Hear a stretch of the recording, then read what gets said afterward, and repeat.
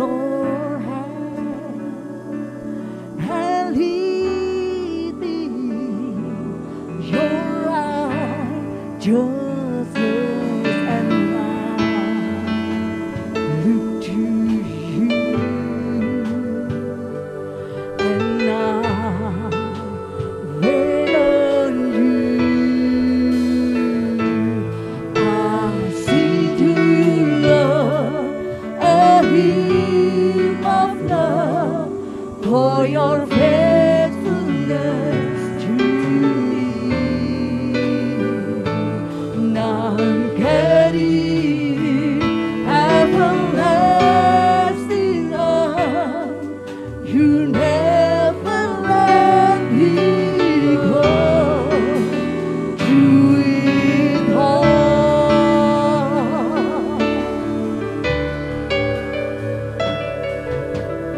you are forever in my life. You see me through the season.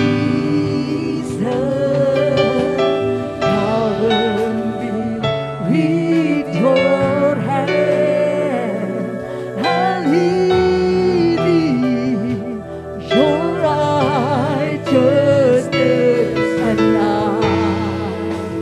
Look to you, and I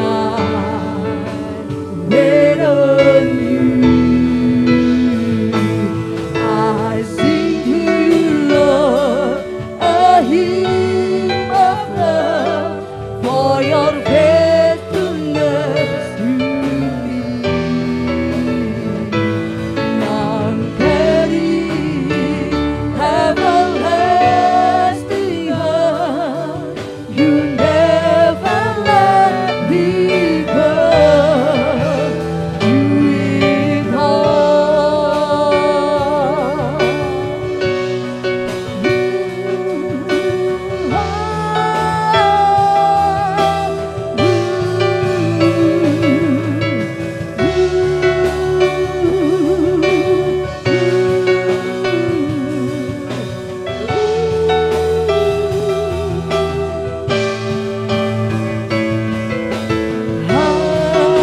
it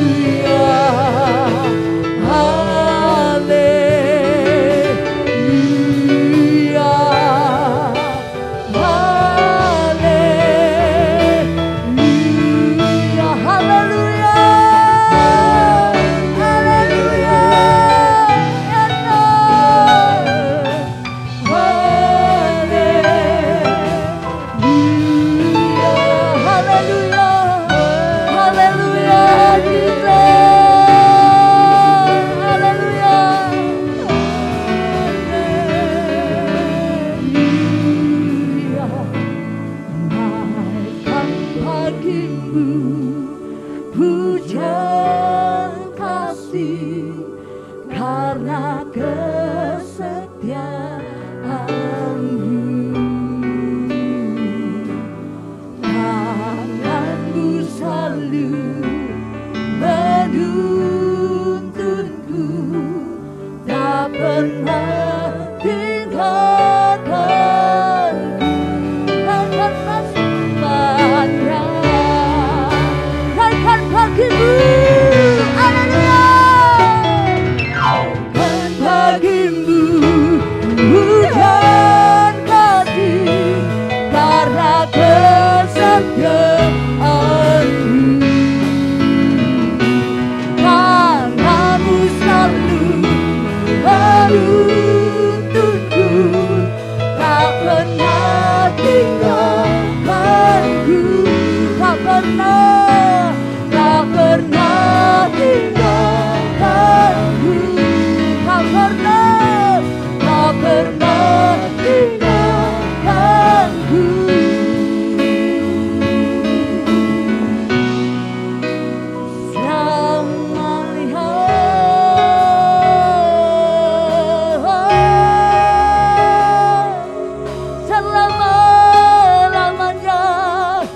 Engkau Tuhan kami.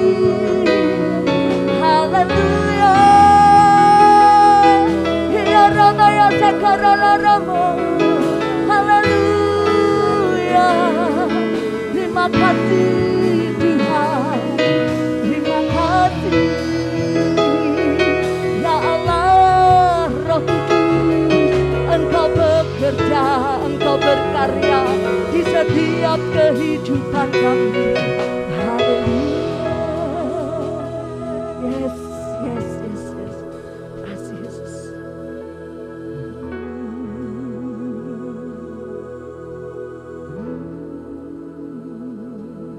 Naikkan bagimu pujian kasih karena kesetiaanmu. Tanganmu selalu menuntunku, tak pernah tinggalkanku. Naikkan bagimu, naikkan bagimu pujian kasih karena kesetiaanmu. Tanganmu selalu menuntunku, tak pernah tinggalkanku. Tak pernah, tak pernah tinggalkan. Tak pernah, tak pernah tinggalkanku selamanya. Haleluya. Haleluya bagi Engkau Tuhan. Terima kasih Tuhan. Kami bersyukur Tuhan bahwasanya Engkau tak pernah meninggalkan setiap kami pribadi pas pribadi. Barang sedetik pun Engkau tak pernah meninggalkan kami. Kami berterima kasih oleh karena kesetiaan-Mu adalah perisai dan perlindungan bagi setiap kami umat-Mu. Kami bersyukur mempunyai Allah yang kami panggil Bapa. Terima kasih Tuhan. Waktu yang terbaik kami menaikkan pujian penyembahan kami di hadapan Tuhan. Dan waktu yang terbaik pula kami ingin tinggal tenang dalam hadirat-Mu, mendengarkan pernyataan isi hati-Mu dinyatakan. Nyatakan isi hati-Mu Tuhan, nyatakan kuasa-Mu, genapi janji-Mu atas kami. Dan kami siap menerima berkat yang datangnya dari Tuhan. Di dalam nama Yesus Kristus Tuhan, kami berdoa dan kami bersyukur. Semua yang percaya katakan amin. Silakan duduk Bapak Ibu Saudara yang terkasih. Ya baik. Buat rekan-rekan tim Presiden Worship masih ada space tempat duduk di depan sini, juga di samping juga ada ya. Oke.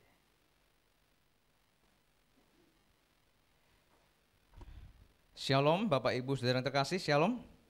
Ada sukacita di rumah Tuhan, amin. Perkenankan saya juga menyapa buat Bapak Ibu Saudara yang terkasih yang mengikuti ibadah ini secara online nanti ya. Uploadannya, postingannya akan diupload mungkin siang atau sore nanti dari rumah melalui channel YouTube GBI Rock Sejahtera.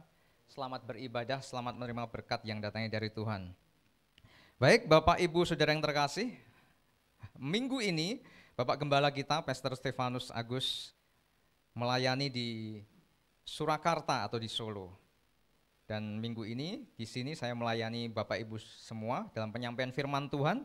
Dan kita sudah memasuki di bulan Juni, bulan baru. Tanpa terasa kita memasuki pertengahan tahun ini, kita memasuki di bulan Juni. Dan di bulan Juni ini saya perlu menyampaikan kepada setiap Bapak Ibu semua bahwasanya di GBI Rock seluruh Indonesia dan juga di GBI Rock dimanapun berada, di luar negeri juga ada GBI Rock.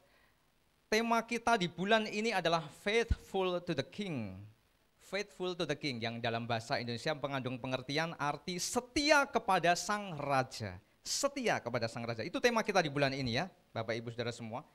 Jadi Bapak Ibu, kata setia kalau kita ucapkan sangat mudah diucapkan, tetapi saya percaya kita semua pasti kalau melakukannya itu bukan perkara yang mudah. Benar Bapak Ibu Saudara?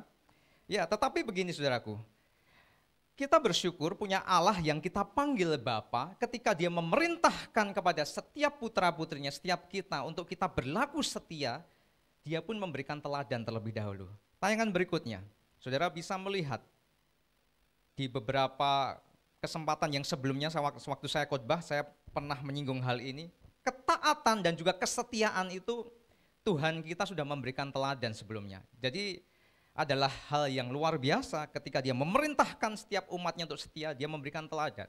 Sebegitu setianya kepada setiap saudara dan saya, kita adalah kekasih-kekasih hatinya. Dia sampai rela turun dari tahtanya yang mulia, turun ke dunia menjadi sama seperti saudara dan saya. Dikatakan di dalam Filipi 2 ayat 8, dan dalam keadaan sebagai manusia, ia telah merendahkan dirinya dan taat. Nah itu kalau bukan karena kesetiaan Tuhan, nggak bisa itu melakukan kayak gitu. Tetapi karena kesetiaannya, kasihnya, sayangnya, cintanya dia sama saudara dan saya, dia rela merendahkan dirinya dan taat bahkan sampai mati. Bahkan matinya pun di situ tertulis sampai mati di kayu salib, di dalam penderitaan yang begitu rupa, demi memberikan hidup kekal kepada setiap saudara dan saya. Wow, luar biasa saudaraku. Dan untuk itu kalau kita diperintahkan untuk setia, ayo kita setia meneladani kesetiaan yang sudah Tuhan Yesus nyatakan buat saudara dan saya. Dan hari ini, di minggu pertama bulan Juni tentang kesetiaan kepada Sang Raja, kepada Tuhan kita belajar dari tokoh Alkitab yang saya percaya semua saudara Bapak Ibu pasti sudah familiar. Next, tayangan berikutnya. Kita belajar dari seorang tokoh yang bernama Rut. Di dalam Rut 1 ayat 1 sampai dengan 17 saya bacakan ya buat Bapak Ibu Saudara semua. Judul perikopnya adalah Rut dan Naomi. Rut menantu dan mertuanya Naomi. Rut 1 ayat 1 sampai 17. Demikian firman Tuhan. Kita akan belajar kesetiaan dari tokoh ini. Pada zaman para hakim memerintah ada kelaparan di tanah Israel. Pada zaman para hakim memerintah ada kelaparan di tanah Israel. Pergilah seorang dari Bethlehem Yehuda beserta istrinya dan kedua anaknya laki-laki ke daerah Moab untuk menetap di sana sebagai orang asing. Ayat yang kedua, nama orang itu ialah Elimelek. Nama istrinya adalah Naomi dan nama kedua anaknya laki-laki itu tadi Mahlon dan Kilion. Semuanya orang-orang Efrata dari suku Bethlehem Yehuda. Dan setelah sampai ke daerah Moab, diamlah mereka di sana. Tayangan berikutnya, ayat yang ketiga. Kemudian matilah Elimelek suami Naomi sehingga perempuan itu tertinggal dengan kedua anaknya. Suaminya meninggal, akhirnya dia ada bersama tinggal kedua anaknya. Kedua anaknya laki-laki itu maksudnya mengambil perempuan Moab. Yang pertama bernama Orpa, yang kedua bernama Rut, dan mereka diam di situ kira-kira 10 tahun lamanya. Jadi menetap di sana sebagai imigran. Kedua anaknya laki-laki itu bertumbuh dewasa dan akhirnya menikahi perempuan-perempuan di sana. Lalu ayat yang kelima, matilah juga keduanya yakni Mahlon dan Kilion, sehingga perempuan itu kehilangan kedua anaknya dan suaminya. Waduh, ini ironis banget. Sudah kehilangan suami, 10 tahun kemudian, beberapa waktu kemudian kehilangan dua putranya. Tidak disebutkan apa penyebabnya. Dan yang keenam, kemudian berkemaslah ia, Naomi, kan dia tinggal berdua dengan menantu-menantunya. Dengan kedua menantunya dan ia pulang dari daerah Moab, sebab di daerah Moab ia mendengar bahwa Tuhan telah memperhatikan umatnya, memberikan makanan kepada mereka. Jadi ada kabar di Israel, kampung halamannya, sudah nggak ada kelaparan lagi. Jadi adalah kewajiban buat dia kembali ke kampung halamannya. Selanjutnya, ayat yang ketujuh, maka berangkatlah ia dari tempat tinggalnya itu bersama-sama dengan kedua menantunya tadi ya. Ketika mereka sedang di jalan untuk pulang ke tanah Yehuda, berkatalah Naomi, si mertua ini kepada dua menantunya itu, pergilah, pulanglah masing-masing ke rumah ibunya. Tuhan kiranya menunjukkan kasih-Nya kepadamu seperti yang kamu tunjukkan kepada orang-orang yang telah mati itu dan kepadaku. Kiranya atas karunia Tuhan kamu mendapat tempat perlindungan masing-masing di rumah suaminya. Lalu diciumnyalah mereka, tetapi mereka menangis dengan suara keras. Nangis banget saudara. Ayat selanjutnya, agak panjang ya, nanti sampai ayat yang ke-17. Ayat 10, dan berkata kepadanya, tidak kami ikut. Ayat ke-9 tadi ya, suara keras, oke. Ayat ke-9, next ayat 10, dan berkata kepadanya, tidak kami ikut dengan engkau pulang kepada bangsamu. Tetapi Naomi berkata, pulanglah. Jadi dua menantu ini menolak untuk tetap tinggal di Moab, pengen ikut Naomi mertuanya. Tetapi Naomi berkata, pulanglah anak-anakku, anak-anak menantuku mendapatkan, mengapakah kamu turut dengan aku? Bukankah tidak akan ada lagi anak-anak laki-laki yang kulahirkan untuk dijadikan suamimu nanti?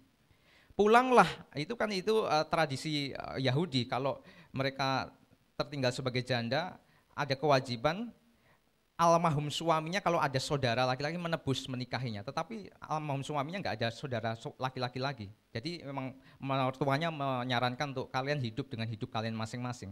Pulanglah anak-anakku, pergilah sebab sudah terlalu tua aku untuk bersuami. Seandainya pikirku ada harapan bagiku dan sekalipun malam ini aku bersuami, bahkan sekalipun aku masih melahirkan anak laki-laki. Next selanjutnya, ayat yang ke-13. Masakan kamu menanti sampai mereka dewasa? Kalau aku nikah, kan aku melahirkan bayi, masakan ditunggu sampai dewasa? Masakan karena itu kamu harus menahan diri dan tidak bersuami? Janganlah kiranya demikian anak-anakku, bukankah jauh lebih pahit yang aku alami daripada kamu, sebab tangan Tuhan teracung terhadap aku. Menangis pula mereka dengan suara keras, lalu, nah ini, dua menantu, itu awalnya terasa berat, tapi ada salah satunya yang akhirnya tidak ikut mertuanya balik ke tanah kelahirannya di Israel, namanya Orpa. Orpa mencium mertuanya itu minta diri, tetapi ada kata tetapi, menantu yang satunya yaitu Rut, dikatakan apa saudaraku? Ini keren banget. Tetap berpaut padanya. Si menantu yang satunya namanya Rut tetap berpaut kepada mertua. Jarang loh saudara, mertua sama menantu itu akur. Ini tetap berpaut. Bahkan berkatalah Naomi, telah pulang iparmu yang satu tadi loh, Orpa kepada bangsanya dan kepada para allahnya, pulanglah mengikuti iparmu tadi. Next ayat yang ke-16 dan 17, dua ayat yang terakhir. Tetapi apa kata Rut? Janganlah desak aku meninggalkan engkau dan pulang dengan tidak mengikuti engkau. Sebab kemana engkau pergi, ke situ jugalah aku pergi. Dan di mana engkau bermalam, disitulah juga aku bermalam. Bangsamulah, hai ibu mertua, adalah bangsaku juga. Allahmulah Allahku. Wow, luar biasa, ini setia banget. Di mana engkau mati, dia ngomong sama mertuanya, aku pun mati di sana. Dan di sanalah aku dikuburkan. Beginilah kiranya Tuhan menghukum aku, bahkan lebih lagi daripada itu. Ini kayak semacam sumpah. Jikalau sesuatu apapun memisahkan aku dan engkau selain daripada maut. Waduh, cinta sampai maut memisahkan. Keren banget. Ini tokoh yang bernama Rut ini luar biasa.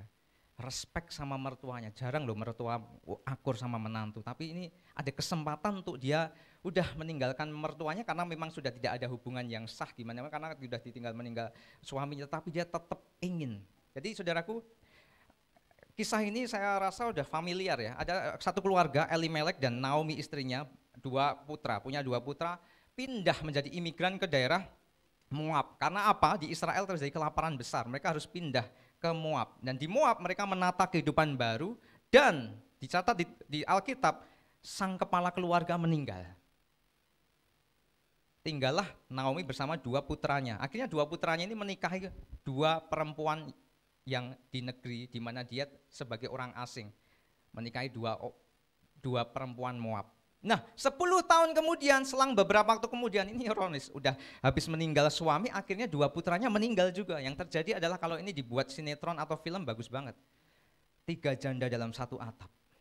Oh, ini kan judulnya keren banget. Jadi orang penasaran, waduh, sinetron berseri, berepisode-episode. Jadi ikatan cinta lewat nih saudara. Ini kalau dibuat sinetron, waduh melo, kita bisa nangis-nangis. 3 janda satu atap, 1 mertua, 2 menantu. Nah, ketika akhirnya mendengar kabar bahwa di Israel sudah nggak ada kelaparan nih, Naomi berikhtiar untuk kembali ke Israel, dan menantunya ini dia bilang, udah kamu tetap tinggal di negerimu ini, aku aja yang pulang. Kamu udah nggak ada hubungan sama aku. Jadi karena dua pria yang menikahi dia, yaitu putranya itu nggak ada saudara laki-laki lain, berhak itu menikah dengan pria lain. Jadi nggak ada tradisi Yahudi untuk dia menebus dan lain sebagainya dari pihak Naomi. Tetapi tahukah saudaraku, ketika ditawarkan, udah aku tak pamit pergi kembali ke tanah kelahiranku, ada 2 menantu, yang satu tetap kekeh yang namanya Rut. Enggak, aku tetap ikut mama. Sedangkan Orpa tetap berada di negaranya. Aku tetap ikut mama. Bahkan sampai bilang gini, kemana mama meninggal di situ aku juga ikut meninggal. Kemana mama tidur istirahat di situ aku berpijak Bahkan bangsa mamah adalah bangsaku. Dan Allahnya mamah adalah Allahku. Wow, ini untuk konteks saudaraku, Rut yang latar belakangnya awalnya bukan orang yang mengenal Tuhan. Bukan mengenal atau menyembah Allah Abraham, Allah Ishak, Allah Yakub. Jadi saya nggak tahu dulu. Semenjak saya jadi melayani sebagai hamba Tuhan, saya baru tahu ternyata Rut ini penyembah berhala awalnya. Yang saya tahu dulu Rut tertulis di Alkitab dia dari orang Israel. Ternyata dia bisa sebagai pengikut Allah Yehova, Allahnya Israel, itu karena dia nikah sama dia nikah sama yang satu Orpa, yang satu Rut ini nikah sama orang Israel. Jadi akhirnya dia ikut keyakinannya berpindah menjadi penyembah Allah Israel. Saya dibukakan setelah saya melayani, setelah saya belajar Alkitab. Dulu-dulunya waktu remaja, waktu SMA saya nggak tahu. Ternyata Rut ini backgroundnya orang yang nggak takut Tuhan. Saudara tahu Moab itu dikenal dengan sebagai bangsa yang menyembah banyak Allah. Politeos atau politeis. Poli itu banyak, teos atau teis itu Allah. Penyembah banyak dewa. Tetapi beruntunglah si Rut ini. Dia mengenal Allah Israel, Allah Abraham, Allah Ishak, Allah Yakub ketika dia menikah sama orang Israel. Dan ada statement yang luar biasa.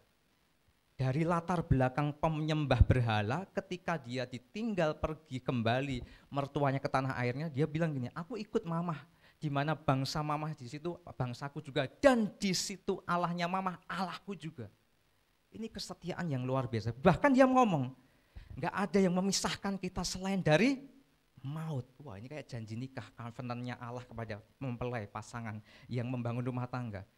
Dalam suka maupun duka, dalam sakit maupun sehat, kesetiaan itu teruji ketika tidak hanya dalam keadaan senang, benar saudaraku, tetapi teruji pada saat yang gak mengenakan seperti yang dialami Rut. Dia mengalami yang namanya, waduh, pahit getir. Pil pahit kehidupan dia telan, kehilangan suaminya, belum memiliki keturunan lagi, belum sempat memiliki keturunan, ditinggal meninggal suaminya. Harusnya dia punya alasan untuk kecewa sama Allahnya Israel. Aku ikut Allahnya suamiku, bukannya keadaannya lebih baik, tapi keadaannya malah lebih buruk, kan begitu saudara. Tapi ini malah justru Allahmu, Allahku mama, aku ikut ke Israel. Wow, saudara, sebagai anak Tuhan kita mesti malu. Kita mesti belajar dari orang yang bernama Rut ini. Dari latar belakang yang gak kenal Tuhan, tetapi kesetiaannya kepada mertuanya dan kesetiaannya kepada Allah yang mertuanya sembah. Itu dia bilang sampai maut memisahkan. Ada begitu banyak orang Kristen, ini kalau ini kan mengenal Allah baru Rut ini. Awalnya dari lahir penyembah berhala. Tapi ada begitu banyak orang Kristen, orang percaya, yang dari lahirnya, dari KTP-nya akhirnya bertumbuh dapat KTP-nya Kristen, dari lahir dari keluarga Kristen. Tapi ketika terhempas badai, terhempas pergumulan, terhempas permasalahan, aku ikut Tuhan, aku udah melayani Tuhan sekian lama, tapi kok ternyata masalah nggak selesai-selesai, kecewa, akhirnya meninggalkan Tuhan. Nah, orang-orang kayak gini mesti belajar dari Rut. Dan kita mesti ingat akan firman Tuhan. Saudara, Tuhan itu berjanji, bukan berjanji tentang begini. Kalau engkau ikut aku, jadi masalah semua selesai. Enggak, no. Ketika kita ikut Tuhan, masalah tetap ada, benar saudaraku. Tetapi Tuhan berjanji apa? Penyertaan. Masalah boleh ada, pergumulan boleh ada, tantangan boleh ada, tetapi aku menyertai engkau. Bersama aku engkau cakap menanggung segala perkara. Amin. Kan begitu saudaraku. Tetapi ada begitu banyak anak Tuhan yang ketika terhempas masalah, doa seolah-olah nggak dijawab-jawab, udahlah tinggalin Tuhan nggak gereja-gerejaan. Nah, contohnya juga seperti ini saudara. Next. Selanjutnya, nah maaf ini foto saya blur saudara. Ini seperti yang saya ungkapkan sebelumnya. Ada dua public figure, yang satunya ini lagi viral-viralnya ini saudara. Diundang talk show di mana-mana, yang satunya. Dua public figure yang jaya pada masa keemasannya di tahun 90-an. Saya ingat betul waktu mereka itu terlahir dari anak Tuhan. Mereka itu terlahir dari background keluarga di mana orang tuanya Kristen, mengenal percaya Tuhan Yesus. Dan orang tuanya semacam majelis gitu, diaken atau majelis. Nah, kurang apa coba? Saya ingat betul tahun 90-an waktu itu booming-boomingnya majalah, belum ada yang namanya medsos, HP, smartphone gitu, HP-nya masih jadul-jadul. Sekarang kan kalau kita lihat berita kan bisa lewat smartphone ya saudara, akun-akun berita. Saya ingat betul di situ waktu itu tahun 90-an adalah majalah Hai, majalah Aneka, dan adalah majalah Kristen namanya Bahana. Ini booming banget. Majalah Bahana sempat menjadikan dua figur ini sebagai cover majalahnya, dan di dalam, kalau cover berarti di tengah-tengah majalahnya itu isinya pasti membahas tuntas banyak hal, yang space-nya paling fokus membahas figur ini. Enggak bersamaan sih, ada di bulan tertentu di majalah Bahana covernya yang ini, di bulan-bulan berikutnya di majalah Bahana covernya yang satunya ini, dan di dalamnya dibahas tuntas talk show. Dan saya ingat betul dia bilang ini nih, saya kan dia waktu itu jaya-jayanya sebagai public figure, artis, selebritis, kemudian memutuskan pindah banting setir dalam arti tanda kutip ke karir politik. Dia bilang gini, saya berpolitik, saya kan orang melihat bahwa politik itu biasanya kotor gitu, identik dengan hal yang kotor, jahat. Enggak, saya turun ke dunia politik, saya ingin membuktikan dan saya ingin menjadi garam dan terang di dunia politik. Menjadi garam dan terang buat bangsa saya melalui jalur politik. Tapi beberapa waktu kemudian dia tidak menjadi garam. Dia malah kenal sama seorang pria yang beda keyakinan, yang gak mengenal Tuhan, dan dia ikut kintir saudaraku. Dia menukarkan imannya, dia tinggalkan Yesus. Ini beda banget sama Rut, ini lahir dari Kristen. Orang tuanya pengurus gereja, dia tinggalkan Yesus, ikut laki-laki itu.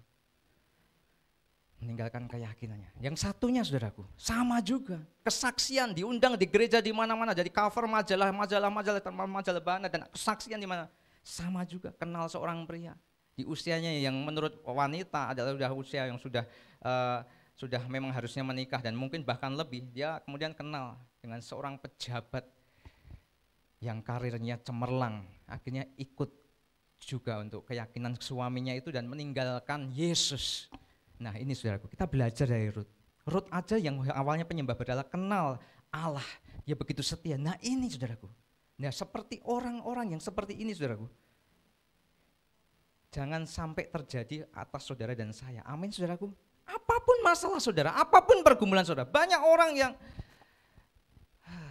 KTP-nya Kristen, predikannya orang Kristen, tetapi ketika dia menjalankan bisnisnya, usahanya, mulai pakai dukun, mengandalkan kuasa yang bukan dari kuasa Tuhan. Nah itu kan juga menduakan Tuhan. Itu namanya juga meninggalkan Allah, meninggalkan Yesus.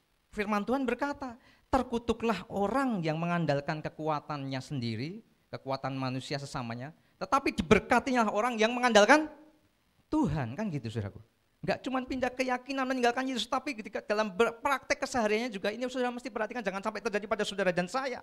Karena desakan, himpitan, pergumulan yang begitu berat, udah dah, enggak apa-apa, icip-icip bentar.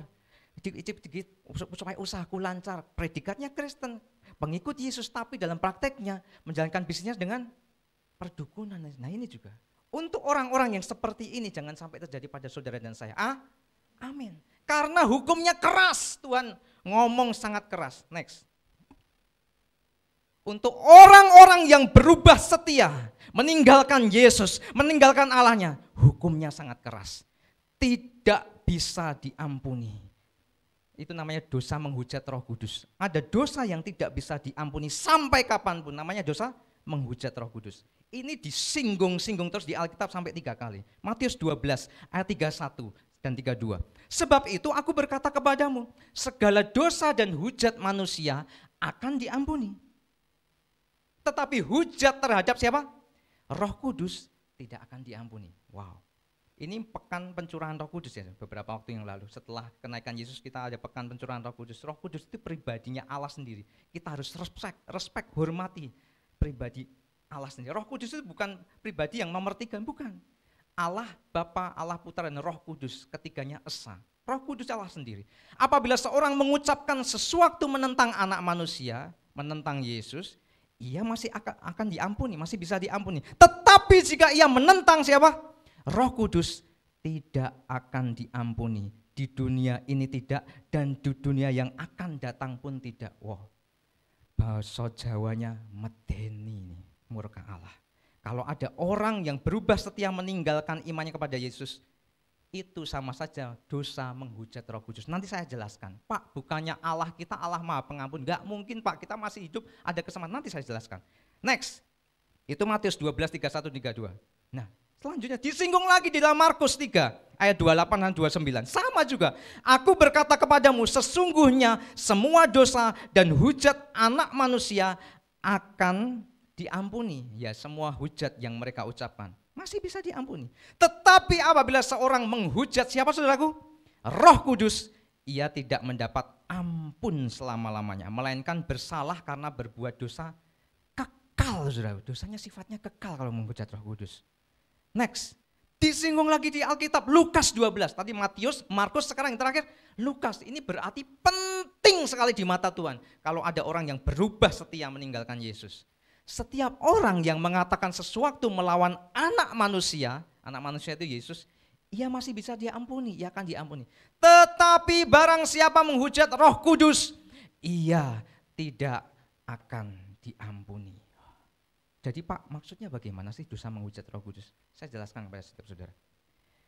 Allah Bapa, Allah yang pencipta langit dan bumi, dia rela turun ke dunia menjadi sama seperti saudara dan saya. Karena apa saudaraku? Kasihnya kepada saudara dan saya. Ini kan karya dari pribadinya. Masgulah hati Allah hingga melihat manusia, aduh kasihan manusia ini. Sudah jatuh dalam dosa, aku harus selamatkan. Ini karyanya siapa? Pribadinya Allah. Siapa pribadi Allah? Rohnya, Roh Kudus. Makanya ketika saudara dan saya menyembahlah dalam roh dan kebenaran, karena Allah itu roh, Allah itu kekal.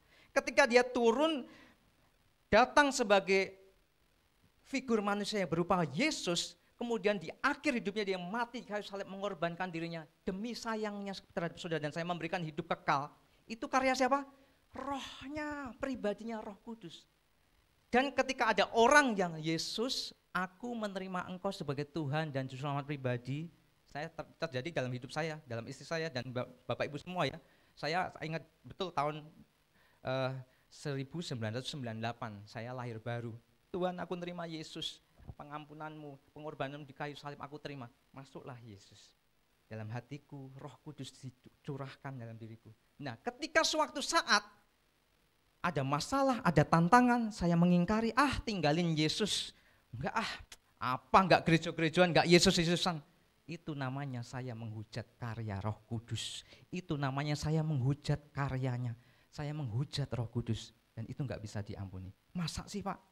Bisa diampuni ketika masih ada kesempatan, masih ada nafas kehidupan. Mungkin suatu kali berbalik, mungkin sebelum ajal menjemput. Tuhan, aku mengakui salah, dulu pernah meninggalkan engkau, menghujat engkau ya Roh Kudus, aku kembali kepadamu. Bisa diampuni. Tetapi kalau yang seperti dua tokoh tadi, public figure tadi, kalau sampai akhir hayatnya ajal menjemputnya dia tetap tinggalin Yesus, itu yang namanya dosa kekal, nggak bisa diampuni. Dan dosa menghujat Roh Kudus kategori 2 dikatakan Yesus. Ketika Yesus menyembuhkan orang-orang yang sakit tumpang tangan, sembuh, bihil, sembuh. Di seberang sana nih musuhnya nih, ahli Taurat dan Farisi. Sembuh. Tahu nggak? Yesus itu menyembuhkan pakai kuasa gelap. Itu juga namanya menghujat Roh Kudus. Yesus bilang, ini menghujat Roh Kudus. Aku menyembuhkan dengan roh yang datangnya dari Allah. Tetapi mereka mengatakan, aku menyembuhkan dengan kuasa Beelzebul, mengingkari karya Roh Kudus. Itu juga namanya menghujat Roh Kudus. Katakanlah saya, Pak Steve, KKR, sembuh dalam nama Yesus, tumpang tangan pada tumbang. Ada satu di antara saudara, ada dua di antara saudara. Opo ini Pak Steve itu? Pak Steve itu enggak pakai Roh Kudus itu Pak Steve karena punya pegangan, punya aji-aji sampai akhirnya pada tumbang. Ingat, ini namanya sikap menghujat Roh Kudus. Hati-hati dengan pernyataan saudara. Kalau karya Roh Kudus tapi saudara mencibir, itu karena punya ajian, punya pegangan, itu bukan dari Roh Kudus. Ingat, statement saudara. Itu pernah Yesus katakan loh kepada ahli Taurat orang Farisi. Jadi itu saudaraku, kiranya membukakan setiap saudara dan saya ya. Nah, selanjutnya saudara, Pak, itu tadi hukumnya keras sekali firman Tuhan terhadap orang yang berubah setia. Wah, dosanya enggak terampuni. Tapi ingat, masih ada kesempatan. Kalau kayak dua public figure tadi, bertobat mungkin sebelum ajal menjemput, ya masih bisa diampuni. Jadi tetap setia ya saudaraku sama Tuhan Yesus, amin. Kesetiaan itu saudara, Yesus Allah kita, Bapa kita itu memberikan janji pahala. Next. Nah, ini tema kita di bulan ini, Wahyu 2 ayat 10. Jangan takut, nah ini kan setia kepada Sang Raja. Ini tema nats seluruhnya loh saudara, di GBI Roh. Wahyu 2 ayat 10 di bulan Juni. Jangan takut terhadap apa yang harus engkau derita. Sesungguhnya iblis akan melemparkan beberapa orang dari antaramu dalam penjara supaya kamu dicobai dan kamu akan beroleh kesusahan selama 10 hari. Hendaklah engkau setia, saya garis bawahi, sampai mati dan aku akan mengaruniakan kepadamu mahkota kehidupan. Ini berbicara tentang upah pahala buat saudara dan saya yang tetap setia kepada Sang Raja.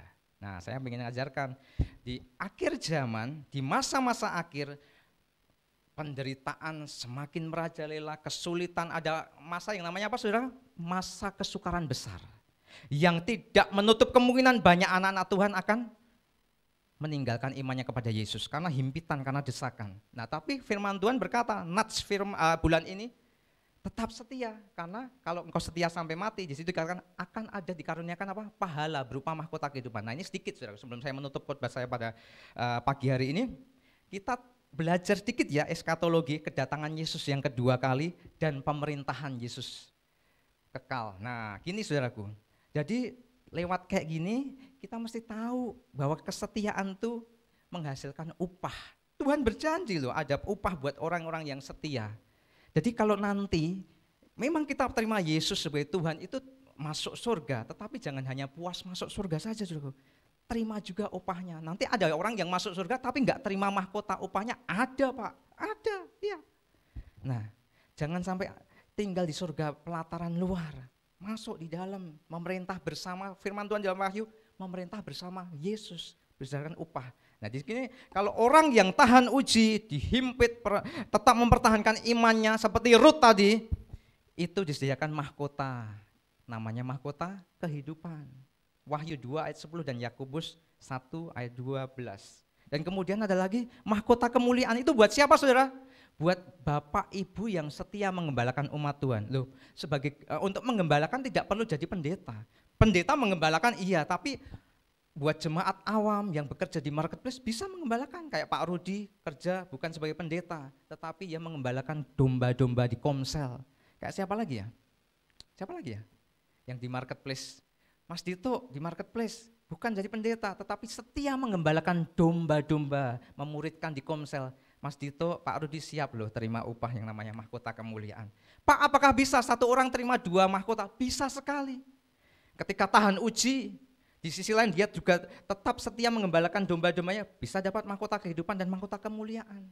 Kemudian ada mahkota kemegahan bagi mereka yang memenangkan jiwa. Ajak teman atau saudara atau siapa kerabat yang lama sekali meninggalkan Tuhan, akhirnya mau ke gereja dan kembali ikut Tuhan. Itu disediakan mahkota kemegahan, memenangkan jiwa.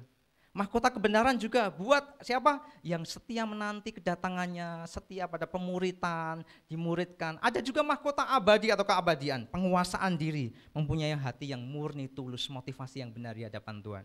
Itu mahkota keabadian. Jadi saudaraku, siap menerima mahkota yang datangnya dari Tuhan, amin? Yes, mari kita bangkit berdiri. Yang siap bangkit berdiri, kita responi firman Tuhan pada hari ini. Haleluya.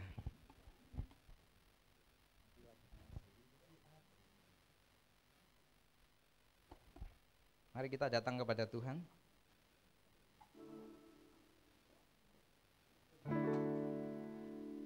Kita naikkan pujian sekaligus menjadi doa kita ya.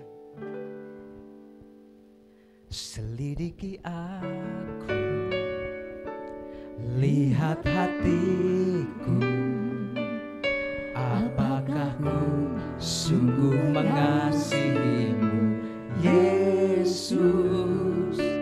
Kau yang maha tahu dan menilai hidupku, tak ada yang tersembunyi bagi. Selidiki aku, selidiki aku, lihat hatiku, lihat hatiku. Amin.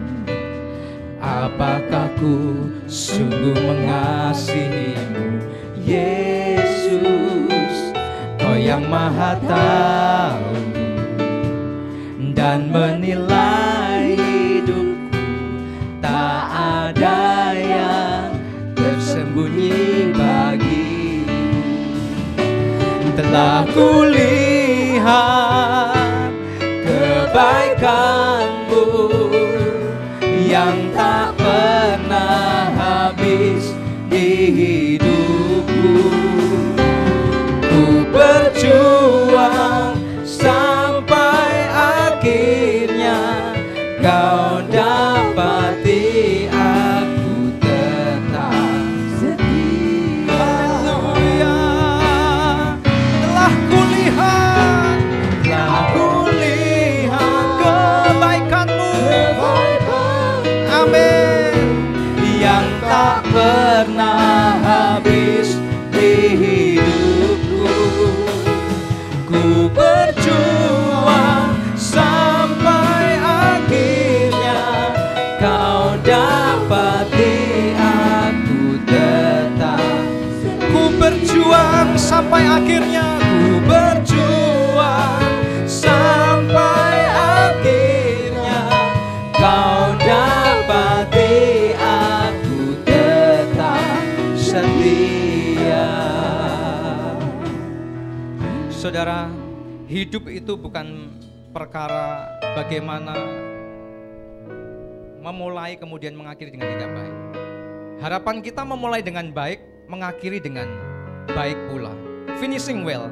Tetapi jika ada di antara saudara yang memulai dengan tidak baik, background dengan tidak baik, latar belakang tidak baik, gak masalah saudaraku. Tetapi ketika engkau menerima Yesus sebagai Tuhan dan Saudara pribadi dan mengerjakan keselamatan sampai akhir hidupmu, engkau dikatakan setia dan engkau masuk perkenanannya Tuhan. Jangan pernah ada rasa dihakimi, jangan pernah ada rasa dihakimi, dijudge. Aku latar belakangku yang gak baik. Tetapi lihat yang sekarang dan ke depan yang harus saudara lakukan. Tetap setia sampai akhir, finishing well, dan engkau akan mendapatkan mahkota upah, masuk perkenanannya Tuhan. Mari kita bersama-sama berdoa.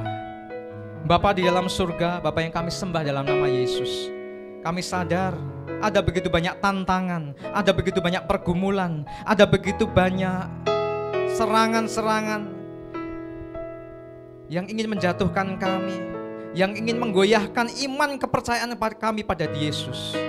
Tetapi kami saat ini membuka hati setiap kami, menerima curahan Roh-Mu yang Roh Kudus dicurahkan kepada kami. Kami perlu Engkau, kami perlu Engkau, supaya kami tetap teguh. Setiap iota perkataan firman-Mu yang boleh kami dengarkan ya Allah, Roh Kudus pimpin kami, Roh Kudus materekan setiap perkataan firman-Mu. Di dalam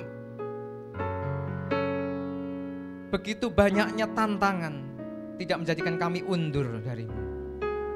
Sebab ketika kami undur berubah setia, baik itu berubah setia meninggalkan iman kami dari-Mu Tuhan, maupun menduakan Engkau Tuhan, kami tahu hari ini kami menerima firman-Mu akan mengundang murka Allah. Kami gak ingin menjadi nama-nama di mana kami membuat Allah kami marah murka kepada kami. Tetapi yang ingin kami lakukan, kami menjadi pribadi yang menyenangkan hati Tuhan, masuk perkenanannya Tuhan, mendapatkan upah surgawi, mahkota yang Kau nyatakan buat kami. Terima kasih buat firman-Mu Tuhan. Pimpin kami, bimbing kami, ingatkan terus ya Roh Kudus untuk setiap langkah kehidupan kami. Sebab kami percaya di dalam kelemahan kami, kekuatan kuasa-Mu menjadi semakin sempurna. Bersama Tuhan Yesus kami cakap menanggung segala perkara. Haleluya, haleluya. Bapak Ibu saudara yang terkasih, kita akan memasuki sakramen perjamuan kudus. Bapak Ibu bisa siapkan, bisa buka roti dan anggur yang sudah disediakan di tempat duduk Bapak Ibu. Ada yang belum menerima roti dan anggur, bisa angkat tangan. Sudah menerima semua ya? Ada yang bisa? Ada yang belum menerima? Sudah menerima semua ya? Baik. Mari kita bersatu hati memasuki sakramen perjamuan kudus ini di dalam doa. Bapa di dalam surga, firman-Mu mengatakan bahwa barang siapa dengan cara tidak layak, masih ada dosa, sebelum menerima roti dan anggur perjamuan, dengan sikap hati yang gak benar, hendaknya datang kepada Tuhan memohon ampun, supaya dia layakkan untuk menerima sakramen perjamuan kudus. Kami memohon ampun atas setiap dosa pelanggaran kami, Tuhan. Kami mohon ampun, sucikan dan kuduskan kami, supaya kami dilayakkan menerima perjamuan kudus yang datangnya dari Tuhan. Dalam nama Yesus kami siap menerima perjamuan kudus, siap menerima kekuatan yang datangnya dari Tuhan. Haleluya. Umat Mesianik, umat yang dikasih Tuhan, angkat roti yang ada di tangan saudara tinggi-tinggi. Jika ada firman yang bisa terbaca di dalam roti, mari kita baca bersama-sama dengan iman dan percaya. 1, 2, 3. Jadilah kepadamu menurut imanmu. Matius 9 ayat 29 bagian B. Dan ketika Yesus pada malam dia diserahkan, dia mengambil roti, dia mengucap syukur dan memecah-mecahkan. Dan dia berkata, inilah tubuhku yang kuserahkan bagimu. Perbuatlah demikian ketika engkau memakannya dan menjadi peringatan akan aku. Umat Mesianik, umat yang dikasih Tuhan, kesayangan-kesayangan Tuhan, kekasih hati Tuhan. Bukankah roti yang di atasnya kita mengucap syukur adalah persekutuan kita dengan tubuh Kristus? Amin. Mari kita makan dalam nama Yesus.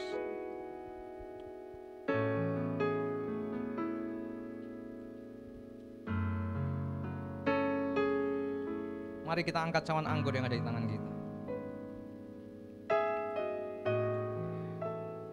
Firman Tuhan mengatakan, dan Yesus mengangkat cawan anggur dan dia berkata, inilah cawan anggur yang dimateraikan oleh darahku, darah perjanjian baru. Perbuatlah demikian ketika engkau meminumnya dan menjadi peringatan akan aku. Umat Mesianik, umat yang dikasih Tuhan, ini adalah anggur biasa. Tetapi ketika saudara-saudara meminumnya dengan iman dan percaya, bubuk kuasa darah Yesus tercurah atas anggur ini. Sakitmu disembuhkan. Ada terobosan yang dahsyat untuk karirmu, untuk pekerjaanmu, untuk keluargamu. Bukankah anggur yang di atasnya kita mengucap syukur adalah persekutuan kita dengan darah Yesus? Amin. Mari kita minum dalam nama Yesus. Mari kita bersyukur kepada Tuhan. Terima kasih Tuhan. Terima kasih Tuhan. Terima kasih Tuhan. Haleluya, kami bersyukur. Terima kasih Tuhan.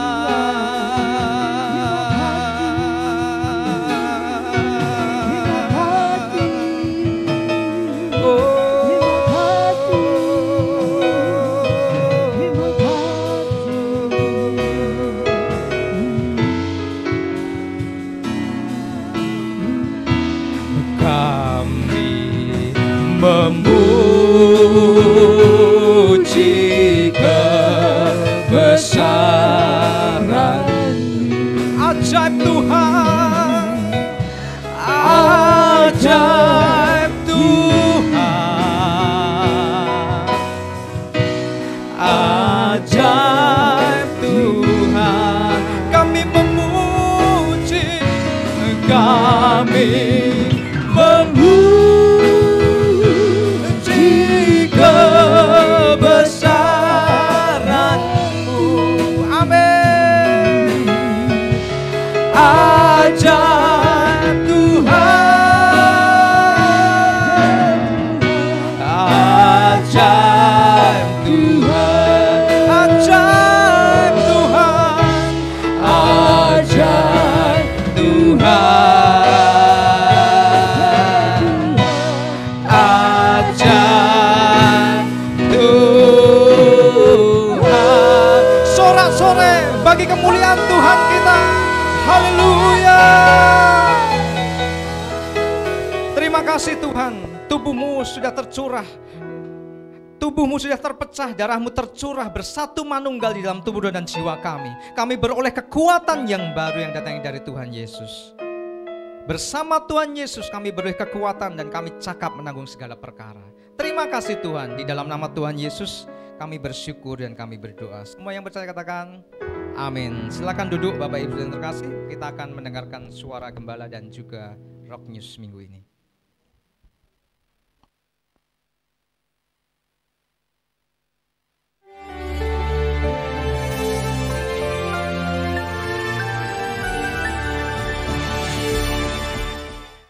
Shalom semua warga kerajaan, shalom dari Yesus Kristus atas kalian semua.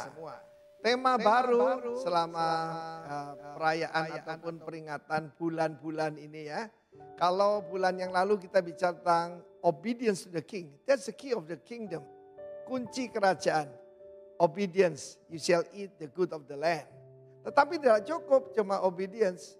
Bulan ini dan 3 bulan berikutnya adalah faithful to the king. Setia sampai akhir. Sudah lama tidak ada orang nyanyi setialah sampai mati. Tidak ada. Banyak orang cuma setia selama sukses. Kita dengar ada satu himne atau lagu pujian pada gereja mula-mula. Ada tercatat dalam 2 Timotius 2 ayat 11 sampai dengan 13 yang kita akan explore selama bulan Juni ini. Benarlah perkataan ini, trustworthy, bisa dipercaya. Jika kita mati dengan dia, kita pun akan hidup dengan dia. Hidup di sini Zoe, hidupnya Tuhan. Bukan bios ya, hidupnya Tuhan. Jika kita bertekun, kalau kita suffer, endure, kita tekun di dalam penderitaan, tekanan, kita pun akan ikut memerintah dengan dia, reign with him. Tapi jika kita menyangkal dia, dia pun akan menyangkal kita. Barang siapa malu akan perkataanku, aku malu mengaku dia di hadapan Bapakku ataupun para malaikat kudusnya pada hari kemuliaanku, kedatanganku. Dan yang terakhir, ini luar biasa. Jika kita tidak setia, apa yang terjadi? Dia tinggal setia, dia tetap setia sebab dia tidak dapat menyangkal dirinya. Mari kita lihat yang pertama tadi. If we die with him, we shall also live with him. Kita tahu bagaimana hari-hari ini kita memperingati yaitu perayaan Pentakosta. Perayaan Pentakosta itu dijanjikan, ada janji daripada Bapa, the promise of the Father. Kuasa dari tempat tinggi, kuasa untuk menjadi apa? Menjadi saksi. Saksi di sini bukan menceritakan kebaikan Tuhan di komsel, ya, lalu di gereja atau pertemuan-pertemuan semacam itu pada setiap orang. Tapi setia sampai mati karena dipakai perkataan martus. Bahasa Latin martir. Nah, lebih ngerti ya kalau martir ya. Siap sampai mati ya. Dan kita mencatat ada banyak sekali kesaksian luar biasa. Salah satunya adalah yaitu seorang bishop gereja mula-mula ya. Itu abad yang ke-5 ke-6 itu. Polikarpus. Polikarpus, poli itu banyak, karpus itu buah, berbuah banyak. Jangan lupa ya, nama ini penting saudara ya. Mister berbuah banyak, luar biasa. Dan ketika dia disuruh sebagai pemimpin, disuruh menaikkan ukupan bagi kaisar, dia menolak. Dan mereka bilang kami akan bakar kamu hidup-hidup. Apa jawaban Polikarpus? Roh Kudus memberikan dia kuasa untuk jadi saksi. Dia berkata, 86 tahun Tuhan itu setia pada saya. Saya tinggal usia berapa aku menyangkal dia. Dan dia juga tahu kalau dia mati sebagai martir dia akan hidup selamanya. Dan apa yang terjadi ketika pertama dibakar apinya padam. Lalu dia ditusuk dengan tombak dan dibakar setelah mati. Waktu dibakar itu yang menyaksikan melihat. Itu seperti kapal dengan layar berapi. Dan seperti Tuhan menyambut dia. Saya percaya bukan seperti. Tuhan memang menyambut dia. Dan pasti dia menerima apa? Mahkota kehidupan. Setialah sampai mati kata Tuhan. I will give you the crown of life. Setia sampai mati. Mari kita nyanyikan lagu itu lagi. Haleluya. Amin.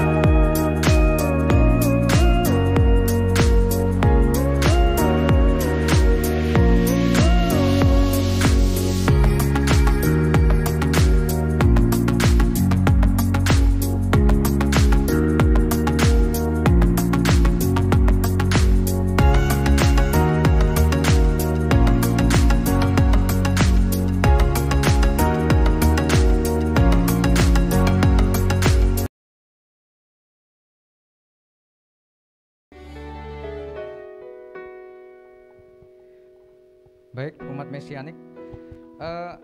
Saya lupa ingat, Bu Popi bisa bantu info saya doa pengerja Selasa besok atau Selasa depannya? Selasa besok ya. Oke, saya mengingatkan kepada setiap saudara yang sudah bergabung sebagai pelayan-pelayan Tuhan, kita akan ada doa pengerja besok Selasa ya.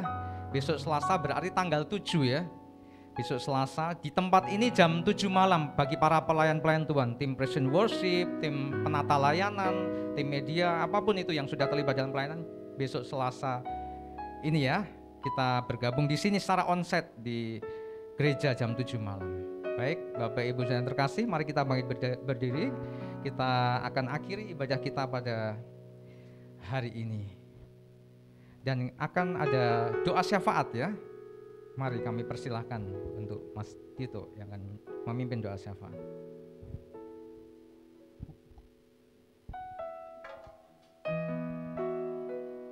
Mari Bapak Ibu kita berdoa.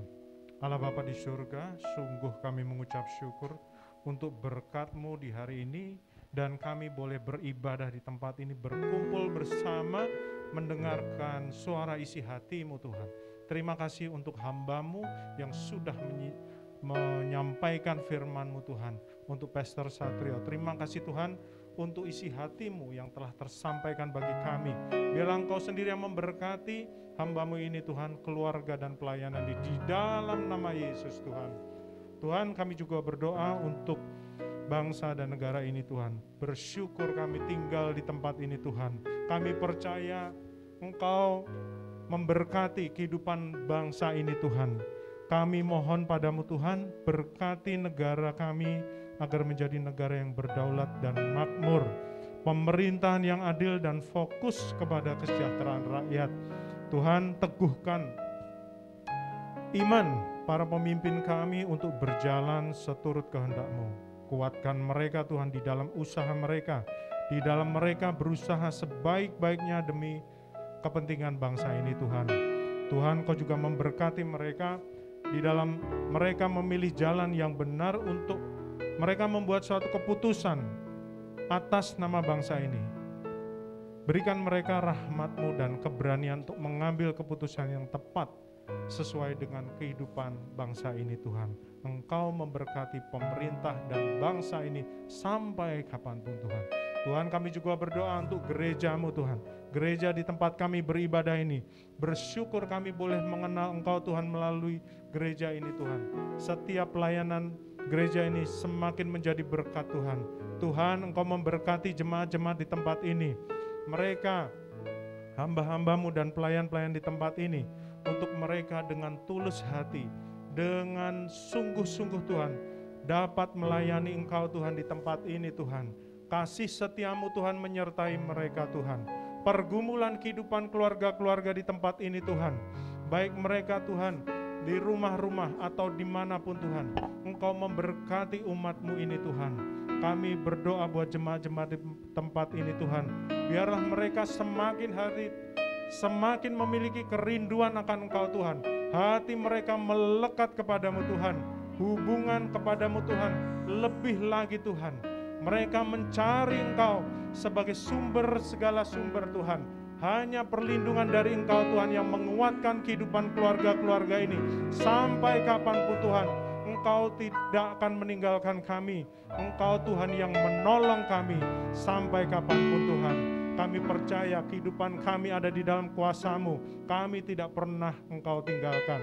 Inilah doa dan ucapan syukur kami karena kami punya Allah yang luar biasa. Dan saat ini kami siap menerima berkat dari Engkau Tuhan. Haleluya. Umat Mesianik, umat yang dikasihi Tuhan, angkat kedua belah tangan saudara dan arahkan pandangan saudara kepada Allah kita, dan terimalah berkat yang datangnya dari Tuhan. Tuhan menyinari engkau dengan wajahnya, Tuhan menghadapkan wajahnya kepadamu, Tuhan memberkati engkau berlimpah-limpah. Penyertaan Tuhan membuat apa yang kau kerjakan dijadikan berhasil dalam nama Yesus. Kasih karunia dari Allah Bapa, persekutuan dengan Roh Kudus dan cinta kasih dari Tuhan Yesus menyertai saudara dari sekarang sampai Maranatha. Semua yang percaya katakan amin. Tuhan Yesus memberkati.